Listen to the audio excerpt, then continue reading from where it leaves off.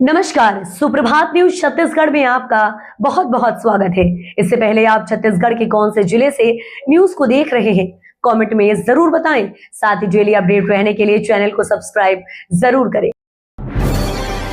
3 महीने का राशन एक साथ नारायणपुर के 151 परिवारों को मिली बड़ी राहत। छत्तीसगढ़ सरकार ने दुर्गम वनांचल क्षेत्रों में रहने वाले ग्रामीणों तक सार्वजनिक वितरण प्रणाली का लाभ पहुंचाने के लिए विशेष पहल की है। मुख्यमंत्री विष्णुदेव साय के निर्देश पर नारायणपुर जिले के दूरस्थ गांवों में मानसून से पहले 3 महीने का अग्रिम राशन पहुंचाया गया। इस पहल से 6 गांवों के 151 राशन कार्ड धारी परिवारों को जुलाई, अगस्त और सितंबर माह का खाद्यान्न एक साथ उपलब्ध कराया गया है। बारिश के दौरान संपर्क मार्ग बाधित होने और परिवहन में आने वाली कठिनाइयों को देखते हुए जिला प्रशासन ने ट्रैक्टरों के माध्यम से राशन सामग्री गांवों तक पहुंचाई। छत्तीसगढ़ में 15 अगस्त तक पूरी होगी पदोन्नति प्रक्रिया, सभी संभागों और जिलों को जारी किए कड़े निर्देश। छत्तीसगढ़ के स्कूल शिक्षा विभाग के अंतर्गत विभिन्न स्तरों पर लंबे समय से अटकी पदोन्नति प्रक्रिया को तय समय सीमा में पूरा करने की कवायद तेज हो गई है। विभाग ने इस संबंध में कड़े निर्देश जारी किए हैं, जिसके तहत वर्तमान में प्रचलित सेवा भर्ती नियमों के अनुसार लिपिक वर्गीय, ओलंपिक वर्गीय, शैक्षणिक एवं प्रशासनिक पदों पर पदोन्नति की कार्यवाही आगामी 15 अगस्त तक अनिवार्य रूप से पूर्ण रूप करने को कहा गया है। छत्तीसगढ़ में जल जीवन मिशन 2.0 को मिलेगी नई रफ्तार, गांवों में पेयजल योजना की जिम्मेदारी पंचायतों को। छत्तीसगढ़ में ग्रामीण पेयजल योजना की दीर्घकालिक स्थिरता और सुचारू संचालन को लेकर आज मंत्रालय में एक महत्वपूर्ण बैठक संपन्न हुई।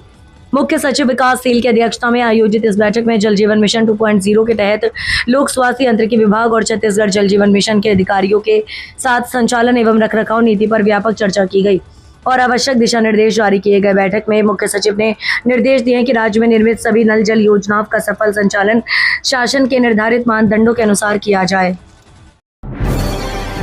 रायपुर में 175 करोड़ की रेलवे परियोजना को मंजूरी, सीएम साय ने पीएम मोदी और रेल मंत्री का जताया आभार। मुख्यमंत्री विष्णुदेव साय ने रायपुर में 250 इलेक्ट्रिक लोकोमोटिव के लिए अतिरिक्त होमिंग सुविधाओं के निर्माण के लिए 175 करोड़ की परियोजना को स्वीकृति प्रदान किए जाने पर प्रधानमंत्री नरेंद्र मोदी और केंद्रीय रेल मंत्री अश्विनी वैष्णव का आभार व्यक्त किया।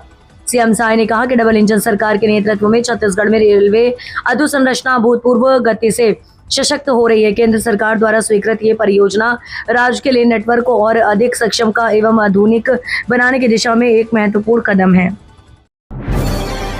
बिलासपुर में कांग्रेस की श्रीराम श्रद्धा पदयात्रा, आज राम मंदिर चढ़ावा चोरी मामले पर निकालेगी यात्रा। बिलासपुर में कांग्रेस अयोध्या राम मंदिर चढ़ावा चोरी को लेकर एक्टिव हो गई है। जिला कांग्रेस कमेटी के पूर्व अध्यक्ष विजय केशरवानी ने आज 11 जुलाई को श्रीराम श्रद्धा पदयात्रा निकालने का ऐलान किया है। पदयात्रा को राम भक्तों की आस्था के सम्मान और दोषियों पर कड़ी कार्रवाई की मांग से जोड़ा गया है। जिला कांग्रेस कमेटी के पूर्व प्रवक्ता ऋषि पांडे ने बताया कि पदयात्रा आज 11 जुलाई को दोपहर 3 बजे तक तिलक नगर हनुमान मंदिर से शुरू होकर मां महामाया मंदिर तक जाएगी। वहीं पूर्व जिला कांग्रेस अध्यक्ष विजय केशरवानी ने कहा कि अयोध्या में हुई चोरी केवल एक आपराधिक घटना नहीं बल्कि करोड़ों राम भक्तों की आस्था पर आघात है। रायगढ़ के 34 स्कूलों में बढ़ेगी सुविधाएं, उत्थान परियोजना का होगा विस्तार। अडानी फाउंडेशन ने रायगढ़ में अपनी उत्थान योजना का विस्तार किया है। इस योजना के तहत अब 34 सरकारी स्कूलों में पढ़ने वाले 1800 से अधिक विद्यार्थियों को बेहतर शिक्षा, नई सुविधाओं का लाभ मिलेगा। परियोजना के तहत 22 प्राथमिक, मिडिल क्लास, 8 और 4 हाई स्कूल शामिल हैं। नए सत्र की शुरुआत पर सभी स्कूलों में प्रवेश उत्सव और पालक शिक्षक बैठकें आयोजित की गई। छत्तीसगढ़ में रूफटॉप सोलर बिजली खरीद दर में कटौती, उपभोक्ताओं की जेब पर पड़ेगा सीधा असर। छत्तीसगढ़ राज्य विद्युत नियामक आयोग ने रूफटॉप सोलर से उत्पादित अतिरिक्त बिजली की खरीद के लिए नई दरें तय कर दी हैं। आयोग के आदेश के अनुसार वित्त वर्ष 2025-26 के लिए खरीद दर 2.50 रुपए प्रति यूनिट और वित्त वर्ष 2026-27 के लिए 194 रुपए प्रति यूनिट निर्धारित की गई है। यानी अगले वित्त वर्ष से सोलर उपभोक्ताओं को अतिरिक्त बिजली पर करीब 22.4% कम भुगतान मिलेगा। रेलवे का नया इनोवेशन, कृत्रिम बारिश कर होगी कोचों की टेस्टिंग। दक्षिण पूर्व मध्य रेलवे के बिलासपुर कोचिंग डिपो ने रेल कोचों में वर्षा जल के रिसाव की जांच के लिए एक स्वदेशी rain water ingress test bench विकसित की है। यह अभिनव प्रणाली कृत्रिम वर्षा का वातावरण तैयार करती है। इससे कोचों की छत, खिड़कियों और अन्य संवेदनशील जोड़ों से संभावित जल रिसाव की प्रभावी जांच होगी। ये टेस्ट बेंच समय रहते रिसाव का निराकरण करने में मदद करेगी। पहले वर्ष जल रिसाव की पहचान प्राकृतिक बारिश पर निर्भर रहती है, इससे वर्ष भर जल संभव नहीं हो पाती है। बिलासपुर कोचिंग डिपो के अधिकारियों और कर्मचारियों ने स्क्रैप सामग्री का उपयोग कर इसे डिजाइन और निर्मित किया है।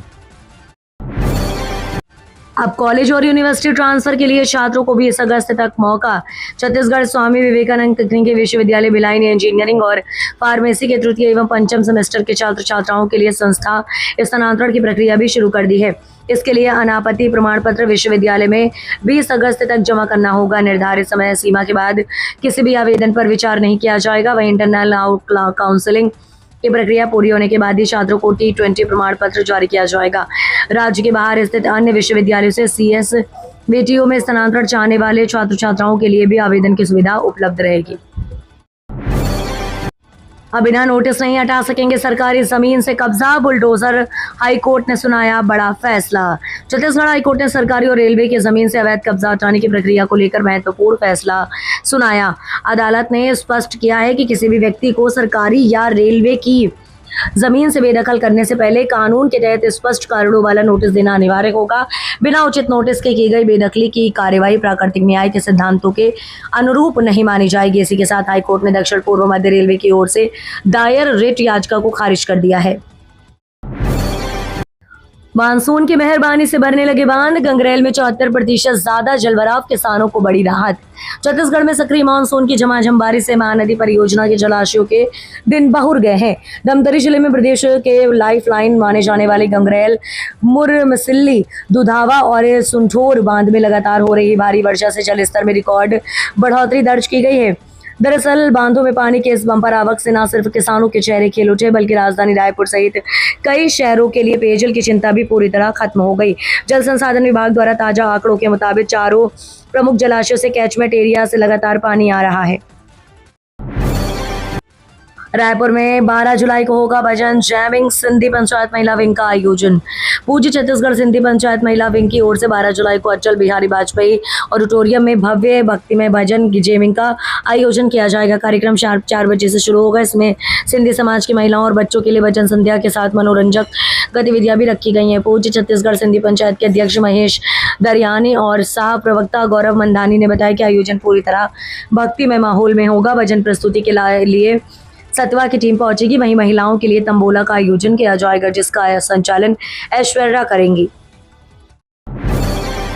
छत्तीसगढ़ में कैशलेस चिकित्सा योजना जल्द लागू करने की मांग। छत्तीसगढ़ कैशलेस चिकित्सा सेवा कर्मचारी छत्तीसगढ़ कल्याण संघ ने प्रदेश अध्यक्ष ऊषा चंद्राकर के नेतृत्व में मुख्यमंत्री के नाम सांसद, विधायक और कलेक्टर को ज्ञापन सौंपकर वर्ष 2026-27 के बजट में घोषित कैशलेस चिकित्सा योजना को जल्द प्रभावी ढंग से लागू करने की मांग की।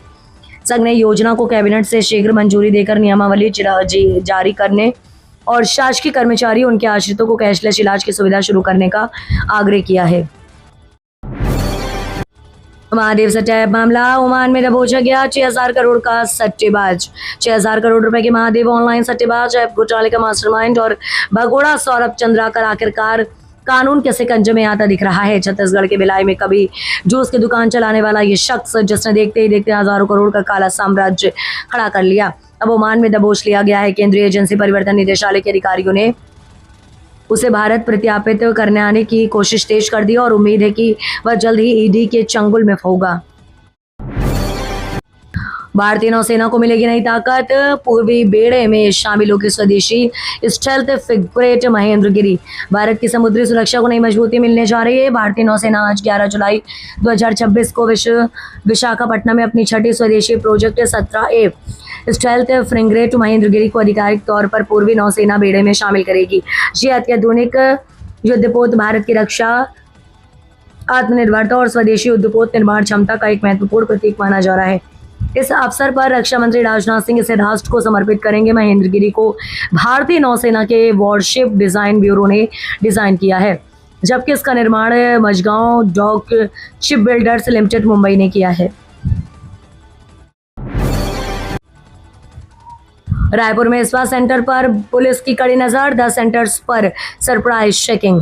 रायपुर में कानून व्यवस्था बनाए रखने और स्पा सेंटरों में नियमों के पालन की जांच के लिए रायपुर पुलिस ने विशेष चेकिंग अभियान चलाया। पुलिस क्षेत्र पश्चिम क्षेत्र में पुलिस की संयुक्त टीम ने अलग अलग इलाकों में संचालित 10 स्पा सेंटरों का औचक निरीक्षण किया। अभियान के दौरान पुलिस ने इस बस सेंटरों में काम करने वाले कर्मचारियों के पहचान पत्र, आने जाने वाले लोगों का रिकॉर्ड, सीसीटीवी कैमरों की स्थिति, सुरक्षा इंतजाम और अन्य जरूरी दस्तावेजों की जांच की। साथ ही ये भी देखा गया कि वहीं कहीं सेंटरों में किसी तरह की अवैध या संदिग्ध गतिविधियां तो नहीं चल रही हैं। बेमेतरा में कांग्रेस का प्रदर्शन, सिंघल चौक पर पीएम सीएम का पुतला फूका। बेमेतरा जिले में केंद्र और राज्य सरकार की नीतियों तथा जांच एजेंसियों के कथित दुरुपयोग के विरोध में शुक्रवार को जिला कांग्रेस कमेटी बेमेतरा ने शहर के सिग्नल चौक पर प्रदर्शन कर प्रधानमंत्री और मुख्यमंत्री का पुतला दहन किया।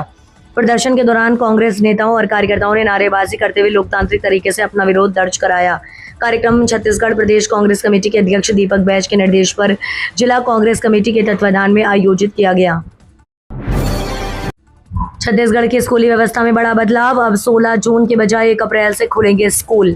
राष्ट्रीय शिक्षा नीति 2020 के तहत राज्य सरकार ने स्कूल शिक्षा व्यवस्था में बड़ा बदलाव कर दिया है। प्रदेश के सभी सरकारी, निजी और अनुदान प्राप्त विद्यालय में शैक्षणिक सत्र 1 अप्रैल से 31 मार्च तक संचालित होगा। इसके साथ ही वर्ष 2027 से स्कूल 16 जून के बजाय 1 अप्रैल से खुलेंगे। स्कूल शिक्षा विभाग ने इस संबंध में सभी जिला शिक्षा अधिकारियों को निर्देश जारी कर दिए हैं।